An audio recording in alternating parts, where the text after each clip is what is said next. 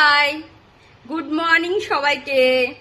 আজকে খুব তাড়া, কালকে রাত্রে একটু জ্বর জ্বর এসেছিল। আইসক্রিম খেয়ে না ঠান্ডা লেগে গেছে, কোল্ড ড্রিঙ্ক খেয়ে খুব ঠান্ডা লেগে গেছে ভেতরে।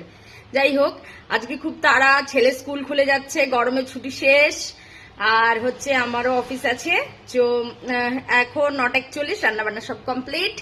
তো ছেলে টিফিনে স্কুলে দিচ্ছি, এই যে দুটো লুচি করে দিচ্ছি, আর সঙ্গে দিচ্ছি এই আলুর তরকারি।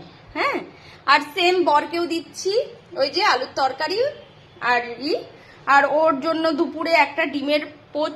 ও স্কুল থেকে ফিরে এসে না মাছ টাছ খাবে না, মাছের ঝোল হয়েছে এদিকে সবজি দিয়ে, হালকা মাছের ঝোল, এটা আমরা প্রায় খাই, একটু সমস্ত সবজি দিয়ে একটু তেল মশলা কম দিয়ে, গরমের দিনে তো।